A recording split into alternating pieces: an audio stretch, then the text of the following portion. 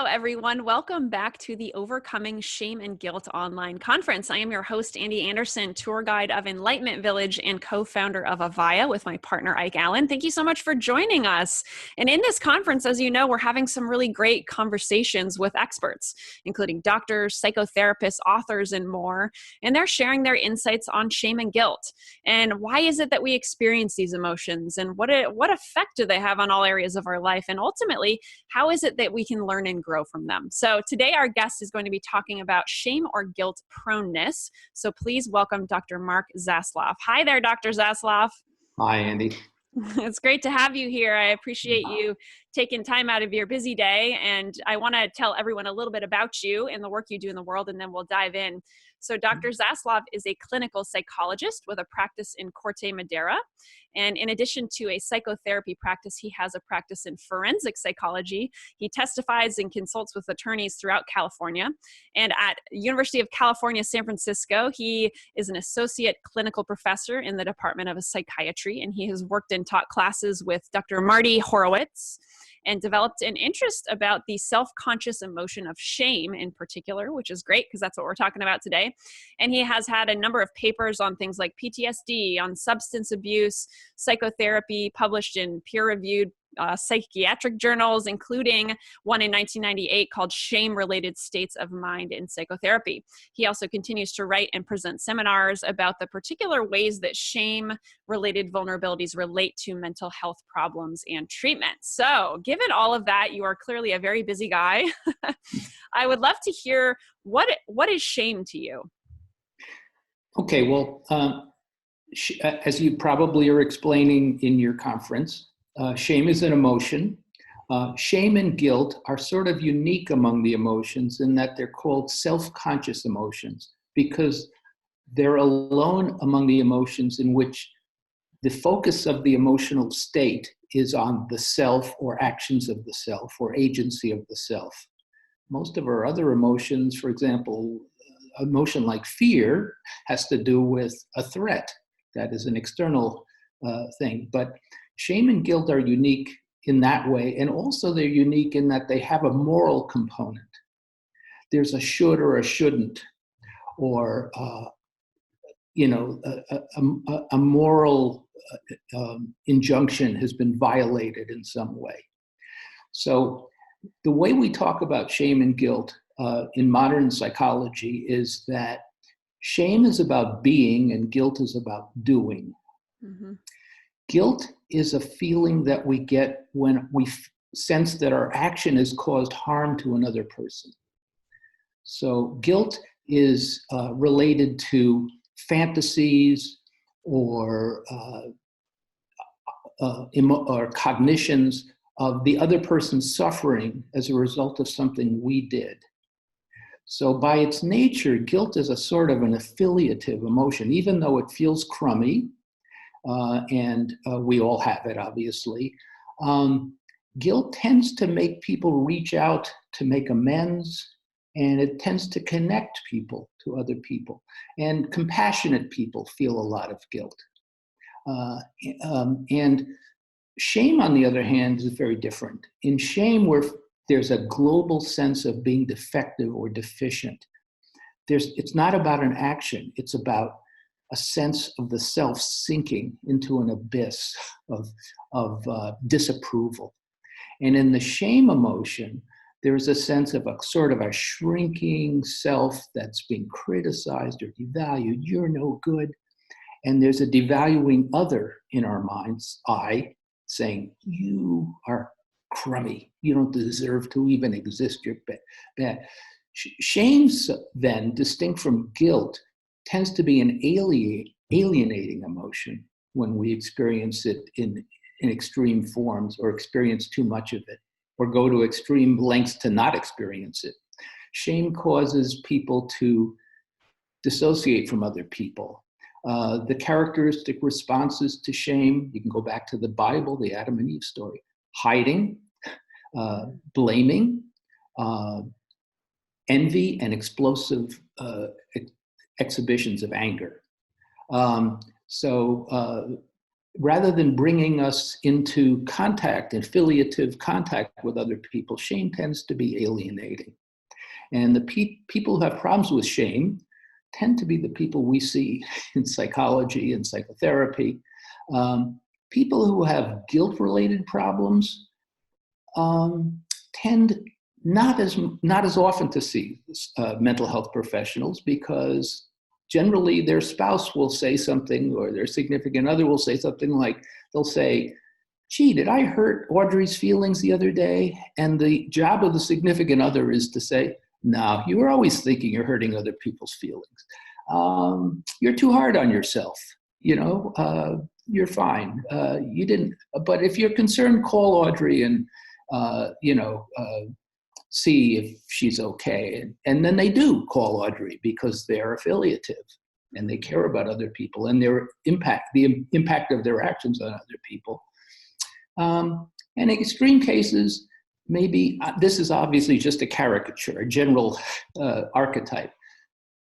Guilty people then might say, "Well, I still feel kind of bad." And then their friends or significant others might say, "Well, go to your doctor and get some, Lexapro."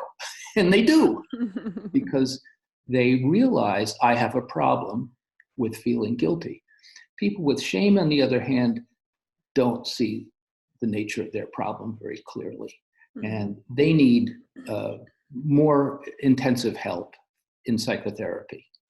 And they're not as likely to benefit from just being kind of shunted into the, primary medical care system, where people say, here's an SSRI, go away. Right. Yeah. Awesome. Thank you. Thank you for drawing the distinction between guilt and shame, and, how it can, show up for people, and the really, like, the levels of severity of these things that we experience. So, one of the things that we originally talked about when we were actually emailing back and forth, when we were talking about having you on as a speaker, is that we can never truly overcome, right, shame and guilt, right? This is not something, and I find it ironic, and I've mentioned this a couple times on this conference, right? The title, it being, right, overcoming shame and guilt, and then and then coming to realize that it cannot be overcome, right? These are human experiences that we all experience. So could you just dive into that a little bit on your opinions and theories about that? Sure. Yeah, I think when we emailed, you said, overcome. I said we can no more overcome shame and guilt than we can overcome breathing. Yep. Shame and guilt are part of human nature. They're deeply wired into our mental states, and they have an evolutionary adaptive value. There's a reason we need shame and guilt. Without those emotions, we would never be socialized. We look in horror at people who have no sense of guilt. We call them psychopaths. People who behave in unseemly ways and seem to have no sense of shame. It's pretty clear that in order for society to function, we need these adaptive emotions. Mm-hmm. The reason that people probably are taking this conference or looking at this conference is they're aware that there's something related to shame and guilt in how they experience those emotions or how they manage them that's causing them problems in living. And that's, I think, where we can intervene and help people. But as far as overcoming them, we can't and wouldn't want to overcome them. Mm-hmm. So what suggestions might you have for people? Let's dive into shame specifically, since it tends to be a little bit more damaging and challenging for people. So what suggestions would you have for people watching right now that are trying to manage this shame in their life? Yes, it's complicated. The first step would be to become aware of your emotional states. We all have different states of mind. So we all enter into different kinds of patterns of thoughts and feelings throughout the day, throughout our lives. Some of those are repetitive patterns. If you're having repetitive patterns, for example, a big theme with people who have issues related to shame is, who's to blame? Am I to blame? He's to blame. Why is this going wrong? Somebody's to blame here. That would be a sign that you have what we call a shame-prone kind of lens through which you're seeing the world. Another kind of shame-prone lens would be to feel that when bad things happen to you, it's sort of a verdict, a negative verdict on yourself. Now, there are people who we call narcissists, and their entire personality is organized around not experiencing shame.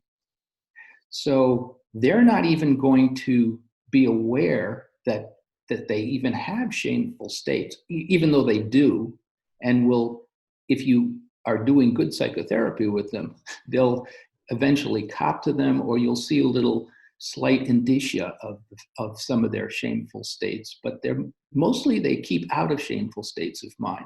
So they walk around in states of mind where they feel like they have grandiose fantasies that everybody loves them, or they're wonderful, and why doesn't everybody love me? And then they become very indignant and enraged when people don't acknowledge them appropriately or admire them enough. These kinds of people tend not to show up in psychotherapy unless they're getting in a lot of trouble with other people, and other people are telling them, "You've got a problem, Bill." Another lens for shame would be if you graphed our self-esteem, if you had a phone app, say, I don't know how this would work, but it just graphs like, what's your self-esteem at any given moment? Like, ones that graph your steps when you're running and walking and stuff. You'd see, fluctuations throughout the day. Here, I'm feeling pretty buoyed up and pretty good about myself. Oh, what happened about 11:57? Oh yeah, I ran into a colleague of mine who seems a lot more successful than me, or she just seems more together than me. She has 3 kids, I only have 1, and she seems to be doing great. Or she posts on Facebook. I looked at her Facebook post and it said, wow, she's, killing it. And here I am, and then you'd see a dip. So for most of us, there'd be some fluctuation. For people who have very severe depressive illness, however, those shameful deflations tend to be very long-lasting and deep. So something can happen, or a thought or a memory, and they have like an implosion of self-esteem.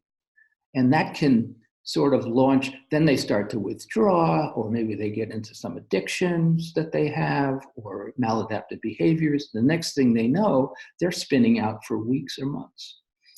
That would be another kind of shame-related issue that somebody might have that would be very serious and require obvious attention and psychotherapy and evaluation. Got it. Thank you. Thank you for sharing how this manifests in different people in different ways and different levels of shame, and how that looks for people and other people around them. And, you mentioned narcissism, and I'd love to dive a little bit deeper into that. I know this is a very popular topic, and there are a lot of people who are that, or are dealing with that in a partner, or they have dealt with that in a parent. And, you recently wrote an article addressing overcoming your narcissistic parents. And I know this has been a really popular article. So could you talk about what struggles, what challenges do, let's say, children and or adult children of a narcissistic parent, what kind of challenges do they face in their own life? Yeah, this article surprised me because it's an issue that I'm interested in. I have colleagues and patients that have narcissistic parents, and they have tremendous problems as a result. And this article got a lot of attention. So obviously this is an important issue right now. Narcissism has kind of been described as the pathology of our age in some ways. So in narcissism, I have another paper called Narcissism, the Shame-Negating Personality, that you can find online if you Google it. And essentially, narcissism is a way in which the entire personality is organized around not experiencing shame. So as I put it in the article, For the narcissist, shame is like the touch of a hot stove. It's to be avoided at all costs. So narcissistic parents, a person who's a parent and is a narcissist, spends an inordinate amount of time in self-absorbed states of mind where they're feeling they're admired or should be admired, or they're bitterly resentful of not being sufficiently admired. And it's very hard for them to tune in empathically to other people.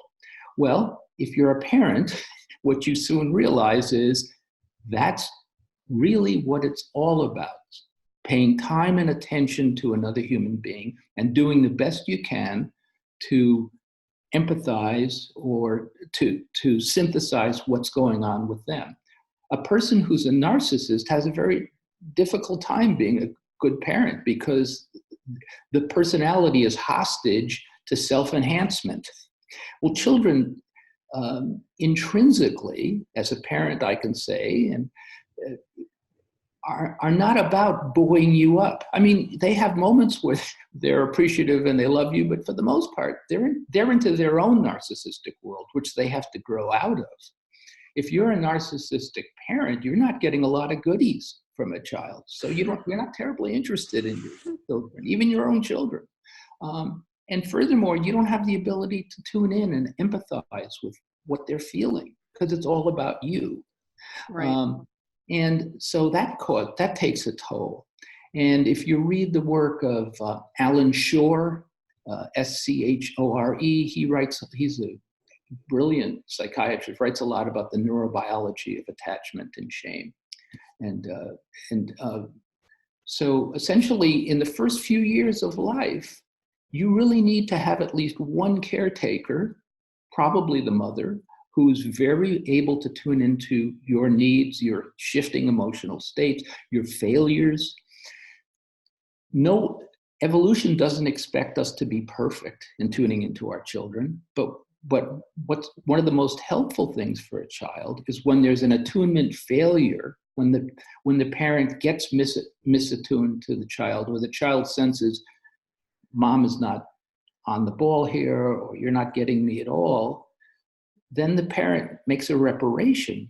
And in that repairing moment, the child learns how to self-regulate their emotions. If you have a narcissistic parent, there's no reparation. There's no, so these just become dissociated states. And if you read Alan Shore, Dr. Shore says essentially that these kinds of misalignments or lack of attachment is burned into your right hemisphere of your brain by the time you're 3 years old. So if you have a severely narcissistic parent, you're not going to learn how to regulate your emotions. You're not going to be able to learn affective regulation.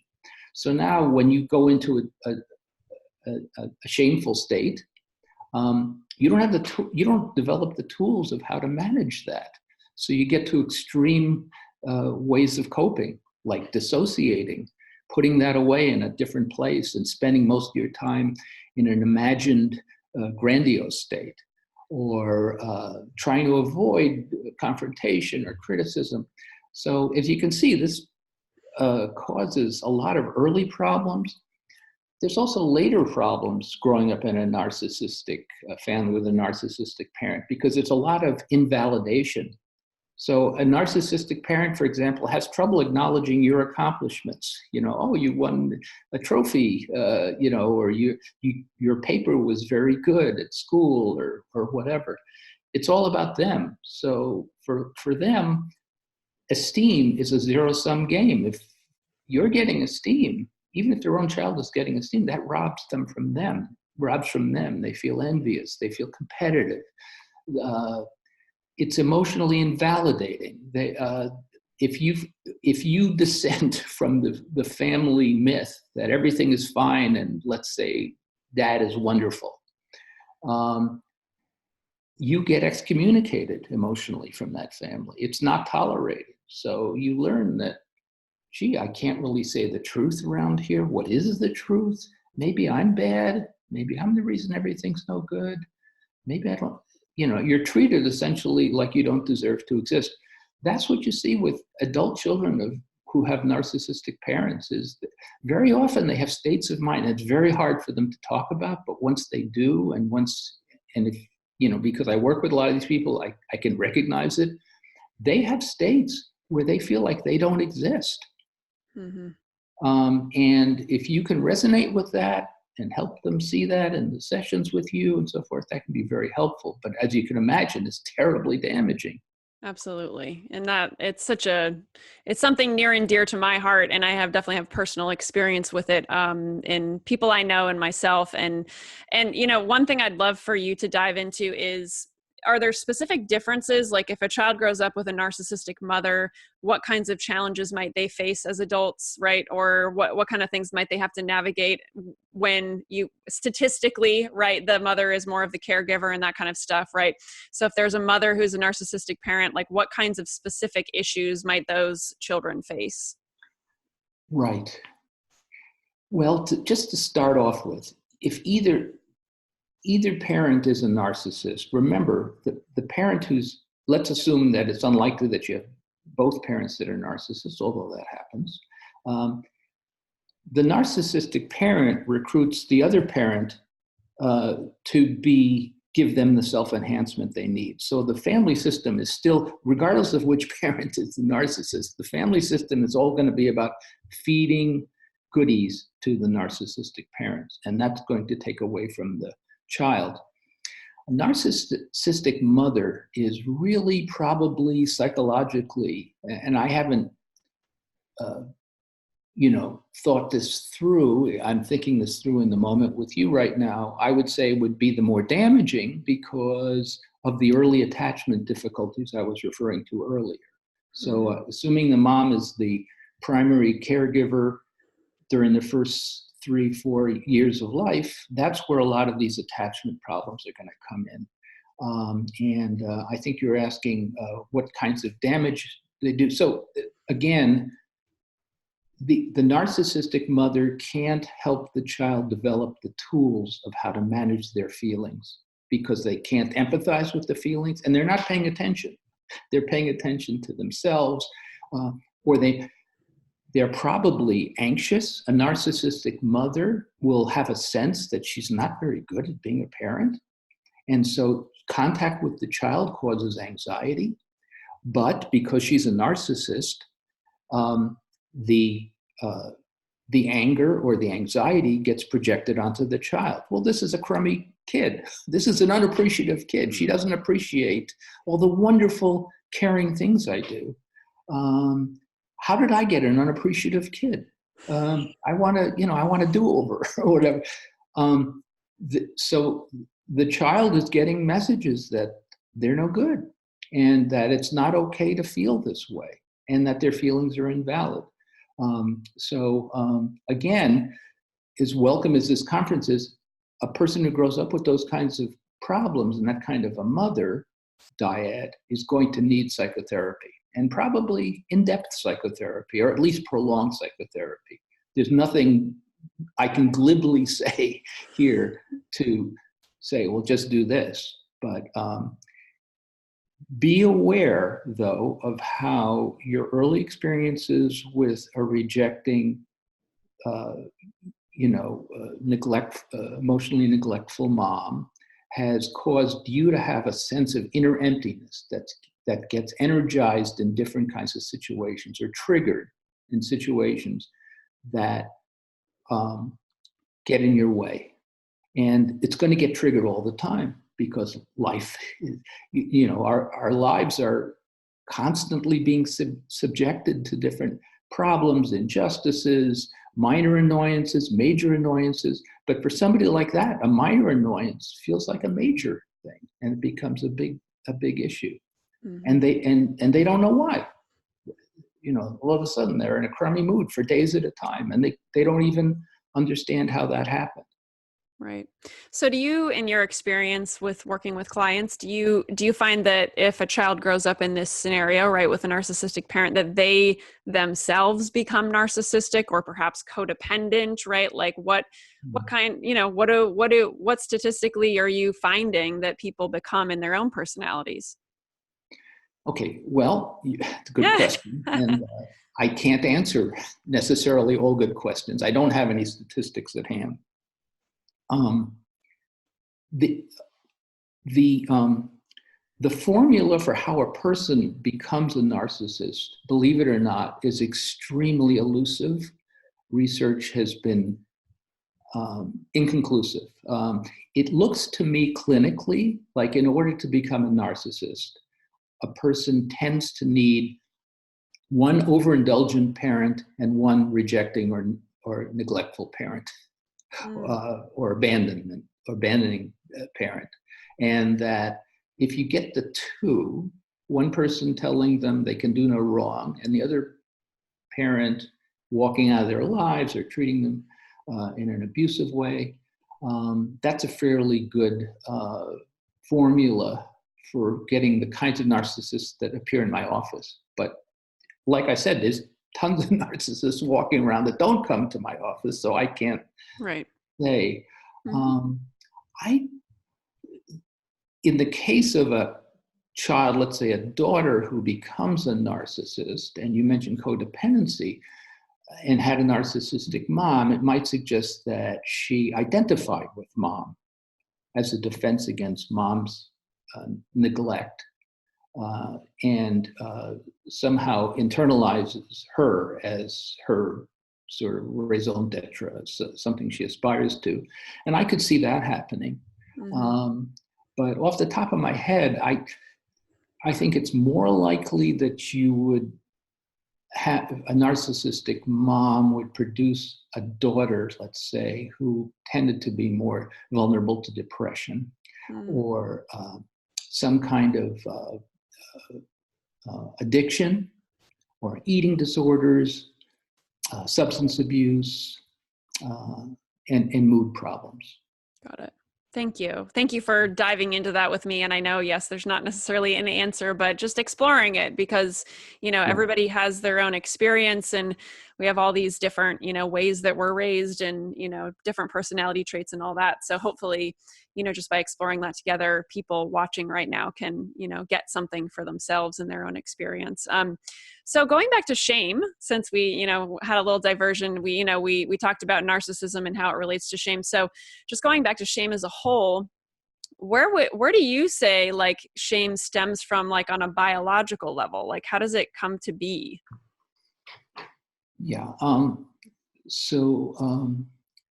As I said, shame is a normal part of our physiology and our neurobiology. If what we're talking about, though, is a vulnerability to having problems related to experiencing or mismanaging shame, then I think we're back to attachment theory, which I think probably a lot of your viewers know that associated with John Bowlby, Mary Ainsworth, their famous experiments with children, and the importance of, again, of early childhood experiences with caregivers. And that's where the human brain and mind learn the ability to manage and regulate their emotions. If your emotions are too extreme or overwhelm your cognitive capacities, then people in later life, what we would say, would become decompensated. They would lose the ability to think and act rationally or clearly. So for people who lack emotional regulation from early childhood experiences of neglect, trauma, or whatever, in later life, when they're upset, they're not just upset along the normal spectrum. Their being upset actually robs them of the ability to understand what's going on clearly. And that's where you get into a lot of the narcissistic distortions, the envy, rage, or profound depression. So these are kinds of problems that can be helped, but they're going to require attention. So if you, I guess a take home for your viewers here would be, if you think that based on what you know your parents may not tell you this because they don't experience it the same way. But if you have a sibling, that you came from an extremely emotionally neglectful or abusive family system early on, and were not exposed to a caregiver who was competent to help you develop the ability to regulate your emotions effectively, you need help, and there's tons of help available. So there absolutely is.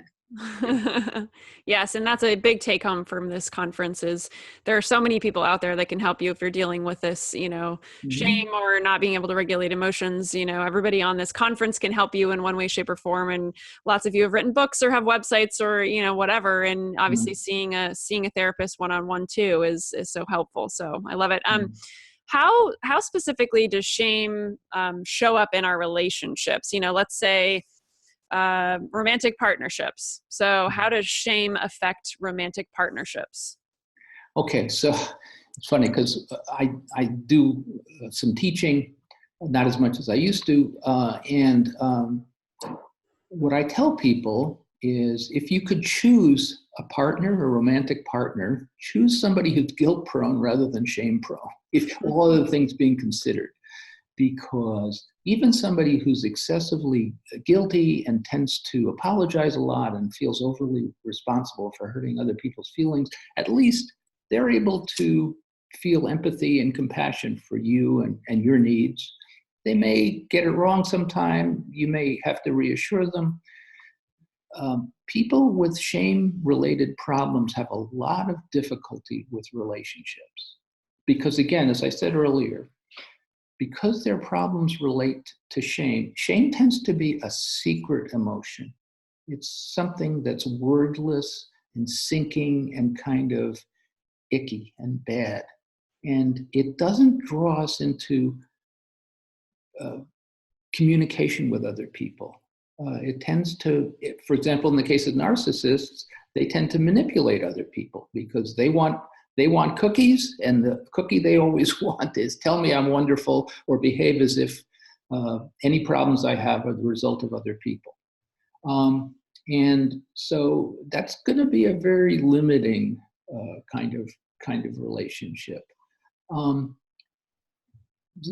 Let's see, there was something else I was going to say about that. Yeah.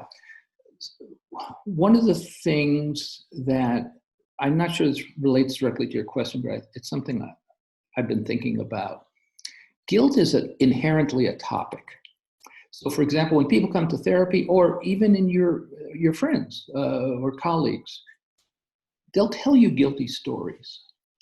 I went to this party the other day and I saw Fred and I said something and he stormed out of the room, and I think I had said something about X or Y. I do that all the time, don't I? I screwed up. I could see I really hurt. I just been, that's a story you tell to your friend because and then your friend might say, Fred storms out of the room all the time, or it had nothing to do with you. You've been very but guilt is inherently a topic, something that people talk about. Shame is never a topic, in my experience. Even people come to psychotherapy don't say, I go through life and I do pretty well, but then I go to frantic lengths to avoid feeling this horrible feeling of sinking and feeling defective and crummy and crappy and like a zero, like I don't exist. People don't tend to say that to people. So if your partner has issues related to that, it's not going to be a topic that's going to get talked about. It's going to get acted out. So they're going to go to frantic lengths to not feel that emptiness, and they're going to do that with you. Right. Yeah. And it's interesting, right? It just makes me wonder and question, right? Is shame so harmful in so many ways because we don't talk about it, because it's not something that's, in our conversations as regular as something like guilt, right? A more mainstream type of topic, That's right. That's right. By its nature, it's hidden. And that's, if you, again, I'm not a a Bible thumper by any means, but reading the Adam and Eve story, it's really an allegory about the installation of the emotion of shame, because Adam and Eve were just intelligent robots, really, until God says, "Oh, I'm going to go away for a while. You can eat anything in that fridge, except don't eat the thing that's labeled knowledge of what's wrong." They, of course, eat it. He comes back, and now they're hiding from him Mm-hmm. in the garden. "Why are you hiding?" He says, "Well, because we're naked." Well, you've been presumably they were naked the whole time that they were intelligent robots, but all of a sudden nakedness feels like something they need to hide. Then the next thing they do is they blame. God says, "Did you eat of this tree?" And what Adam blames Eve, Eve blames the serpent. Mm-hmm. And by the next page, you've got their two kids, Cain and Abel, and Cain goes into an intolerable narcissistic rage when he thinks Abel's gift has been more preferred by God, and kills his brother. It's all right there. So people understood, this was written thousands of years ago. People understood that these are baked into human nature. People who wrote the Bible thought this was the most important aspect of human nature to underline. It's the first thing that's talked about, not tool building, not language, but shame. Right. And they also recognize that this destroys relationships if it's not managed properly. Right. Absolutely. Yes. Thank you so much. This is, we've gone so deep in so many different directions. I really appreciate all of this. And it's always fun because I'm never quite sure what we'll talk about at the, in the beginning. And this has been really incredible. And I hope that everyone watching right now can take, bits and pieces of this and apply it in your own life. Again, whether you've grown up with a narcissistic parent or you're struggling with your, own shame and guilt and that kind of stuff. And maybe it's affecting relationships or your relationship with yourself. Right. And yes. Ways to get beyond that. So I would love it if you would share how people can learn more about you. I have a website, markzaslav.com. I would say go online and I have some articles on Psychology Today. The one we referenced, Overcoming Your Narcissistic Parents. I have one called Shame and the Pendulum of Blame. People might find that interesting. I'll be writing more articles online, so look for those. Through the amazing power of Google, just type in Mark's name and there you go. That's great. Well, are there any last insights or things you'd like to share with everyone about anything we've talked about?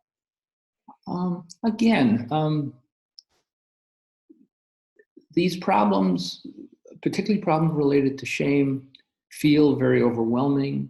They're formidable problems, and they require help, and there's help out there. There's good mental health professionals that can help you with it. And you may have to shop around. You may go to someone and you'll find that your shame stuff gets exacerbated with some people. Some people are just not helpful at dealing with it, or maybe there's bad chemistry or whatever, but keep at it. You'll find people that are competent and caring and they can, in a sense, reparent you. Right. Got it. Thank you. Thank you. I really appreciate everything, all of your insights and all that you shared with us today. I know it's going to be super helpful for everybody. So okay. It is. All right, everybody. Thanks so much for tuning into Dr. Zaslav's interview. And here once again is to our collective journey to self-love and healthy relationships. Bye, everyone. Bye.